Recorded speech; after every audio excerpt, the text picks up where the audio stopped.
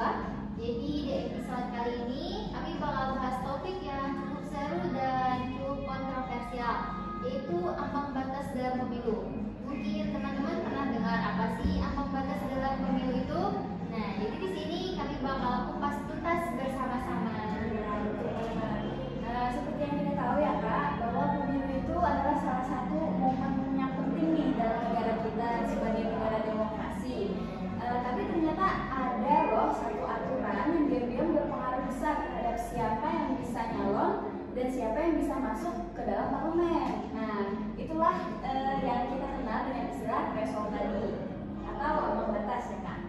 Dan tema ini bukan cuma buat mahasiswa hukum atau politik aja, tapi mencakup semua warga negara yang peduli soal siapa yang memimpin dan mewakili kita di negara ini. Yuk kita mulai.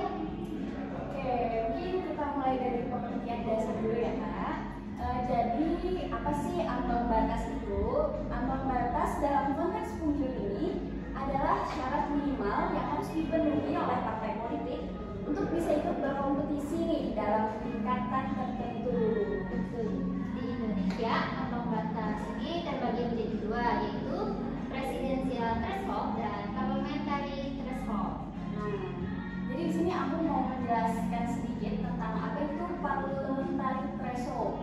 Jadi parliamentary threshold itu tuh adalah batas minimal suara yang harus dicapai sebuah partai politik untuk bisa memperoleh kursi di DPR. Nah, misalnya nih, kalau ambang batasnya 4% dan sebuah partai cuma dapat 3% dari suara pemilu, maka suara mereka tuh dianggap nggak lolos dan nggak dihitung dalam pembagian kursi. Artinya partai politik yang dapat 3% tadi itu nggak bisa masuk nih, nggak bisa duduk di bangku DPR. Sementara tadi kan sudah dijelaskan ya apa itu parliamentary threshold. Sekarang aku jelasin apa sih itu presidensial threshold. Jadi presidensial threshold itu adalah syarat bagi partai atau gabungan partai, koalisi partai untuk bisa mengusung pasangan calon presiden dan wakil presiden.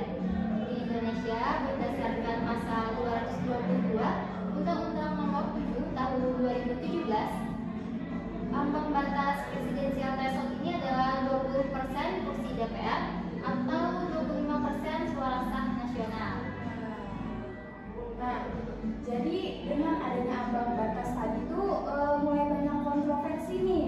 Banyak pihak yang menganggap bahwa presidensial threshold yang kakak sebutkan sebanyak 20% tadi itu tuh terlalu tinggi dan membatasi hak rakyat untuk mendapatkan lebih banyak pilihan capres. Karena kan kalau semisalnya persennya itu lebih rendah, kemungkinan calon presiden ya yang diusung itu bakal lebih banyak. Nah, dengan adanya 20% tadi, maka akan membatasi dari pencalonan presiden tadi ya Kak. Gitu.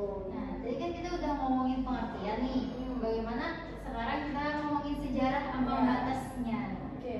Kalau secara sejarah nih, sistem ambang batas di Indonesia ini baru mulai berlaku di Indonesia setelah reformasi, yaitu khususnya sejak pemilu tahun 2009. Ya betul banget. Nah, pada saat itu parliamentary threshold ditetapkan sebesar 2,5% aja, lalu meningkat menjadi 3,5% pada pemilu 2014 dan terakhir menjadi 4% di pemilu 2019 dan 2024 kemarin. Berarti parliamentary threshold ini meningkat ya Kak. Sementara presidensial threshold ini seperti yang dibahas sebelumnya diatur dalam Undang-Undang Pemilu tahun 2017, meskipun banyak digugat ke Mahkamah Konstitusi, sampai sekarang ketentuannya masih berlaku, yaitu 25% suara sah nasional. Oke, gugatan itu biasanya mengklaim bahwa aturan ini inkonstitusional karena dibilang membatasi hak partai dan rakyat sendiri. Tapi Mahkamah nih tetap memutuskan bahwa threshold itu sah demi menjaga stabilitas pemerintahan. Jadi menurut Mahkamah apa dengan adanya ambang batas sebanyak 20% itu tadi tuh tidak kontroversial, ibaratnya tetap apa sejalan lah dengan negara kita, negara demokrasi ini, tetap bisa menjaga stabilitas pemerintahan. Itu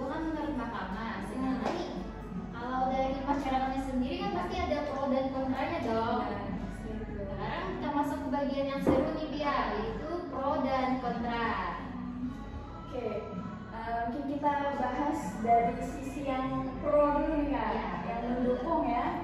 Jadi pendukung ambang batas ini bisa dibilang bahwa apa ya, untuk mendukung ambang batas ini tuh penting untuk menghindari fragmentasi di parlemen. Kalau terlalu banyak partai kecil, DPR bisa jadi terlalu ramai dan sulit membuat keputusan. Karena kan makin banyak suara nih, jadi makin bingung ya kita membuat keputusan gitu. Jadi dengan adanya threshold itu memungkinkan kita, memudahkan kita untuk mengambil sebuah keputusan. Kemudian dengan adanya threshold ini juga partai-partai kecil itu bisa didorong untuk berkoalisi dan membentuk partai yang besar dan menyatukan kekuatan mereka. Jadi kan terlihat lebih efisien dalam mengelola pemerintahan tersebut. Oh, jadi ambang batas tadi itu bukan cuma satu partai ya, bisa dikoalisikan gitu. Partai-partai kecilnya bisa berkoalisi untuk membentuk suatu partai. Seperti itu, teman-teman. Nah, tapi kan pasti ada kontranya juga kan? Nah, kontranya ini tuh juga bakal kuat nih. Karena banyak yang bilang bahwa threshold sendiri, khususnya presidensial threshold yang pembahasan sudah kita bahas, merusak prinsip keterwakilan.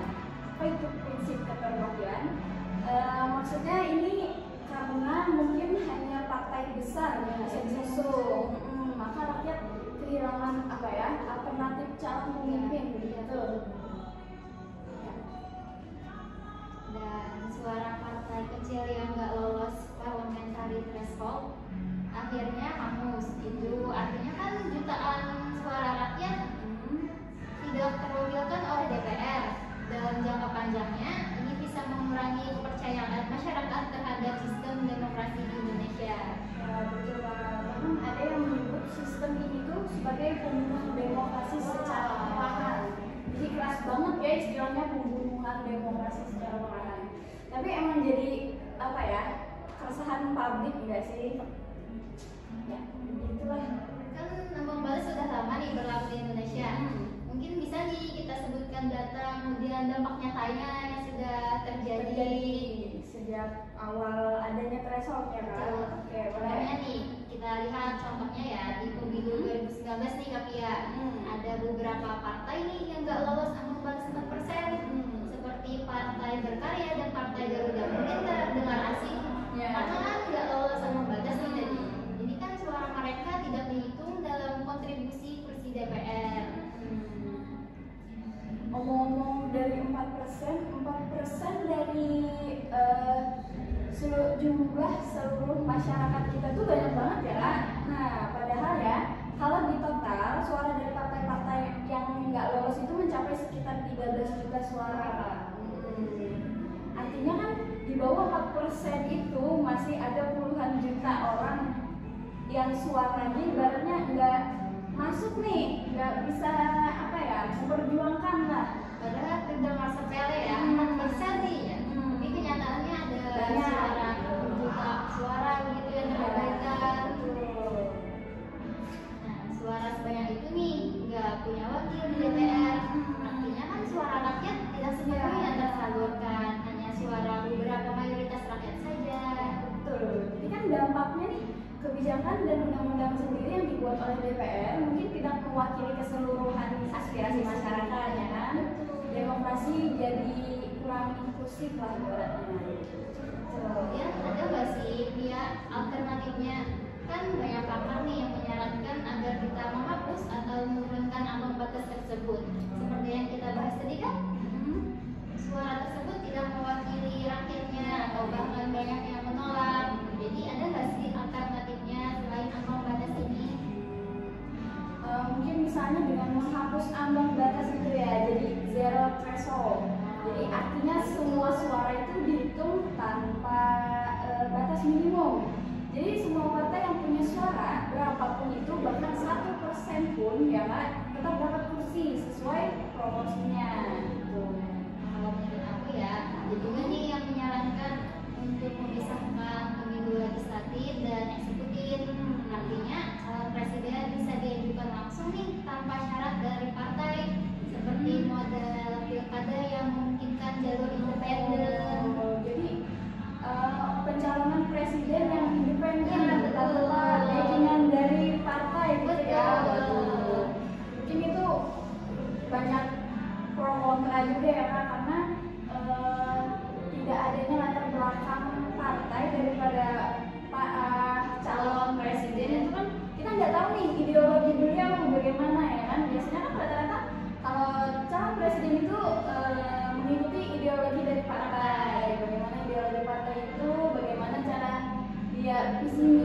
dia untuk mencalonkan sebagai presiden itu juga berpengaruh ya Kak. Nah, dan kita juga nggak tahu nih bagaimana sikap beliau kan, karena nggak diusung partai nih, nggak tahu sebelumnya bagaimana latar belakangnya seperti yang dia sebutkan tadi, bagaimana cara beliau memimpin, cara beliau bersosialisasi, karena nggak tergabung dalam sebuah partai nih, itu sih yang minusnya. Nah, kalau ke parliamentary threshold itu ada plus minusnya juga ya kan, karena partai kecil masuk DPR nih, seorang partai kecil masuk DPR itu resikonya bikin parlemen terlalu ramai dan sulit mencapai sebuah keputusan seperti yang sudah dibahas sebelumnya. Nah, kemudian kita kan sekarang hidup di era digital nih, semuanya serba digital, ya kan? Informasi itu udah cepet banget tersebarnya lewat TikTok, Instagram atau apapun ya. Tapi ironisnya nih, banyak dari kita yang masih belum paham aturan main dari demokrasi, termasuk apa threshold ini, ambang batas ini Kak. Makanya nih penting buat kita sebagai masyarakat Indonesia, atau khususnya nih kita generasi muda yang bakal menyosong Indonesia emas 2045 untuk aware, gak cuma ikut nyoblos aja pas pemilihan presiden, pemilihan gubernur, pemilihan partai politik, tapi kita tuh juga harus paham gitu bagaimana suara kita diproses dan diwakili begitu. Jadi apa ya, tidak disarankan untuk apa golput ya. Ya, betul. Karena suara kita tuh berpengaruh seberpengaruh itu. Satu suara juga penting Iya, guys. benar banget. Jadi ambang batas ini kan bukan cuma sekedar angka ya Kak. Ambang batas ini juga bisa menentukan siapa yang bisa jadi pemimpin, siapa yang bisa bicara di parlemen, dan bagaimana arah kebijakan negara kita ini nanti dibentuknya bagaimana gitu. Jadi harapannya ya semoga ke depan pembuat kebijakan ini mau nih mendengar keluhan masyarakat, bahkan aspirasi masyarakat yang lebih luas dalam sistem pemilu kita agar bisa nih lebih terbuka dan inklusif. Ya, betul banget. Wah, udah nggak kerasa ya Kak, ini udah berapa puluh menit nih kita membahas tentang ambang batas aja nih. Padahal masih banyak pembahasan lain ya, pembahasan yang lebih menarik, yang lebih mendalam tentang ambang batas ini. Tapi kita karena keterbatasan waktu ya guys, jadi semoga pembahasan kita ini bermanfaat dan bikin teman-teman menjadi lebih melek pada politik. Dan teman-teman harus ingat nih bahwa demokrasi itu hidup kalau kita sebagai rakyatnya nih lebih aktif, lebih kritis dan lebih berani bersuara menyuarakan aspirasi kita di pemerintahan. Ya, betul banget. Ya, mungkin ini aja. Kalau kalian suka sama episode ini, jangan lupa share ke teman-teman kalian dan subscribe channel kami, dan terus ikuti podcast Ngobrol Cantik biar gak ketinggalan episode selanjutnya.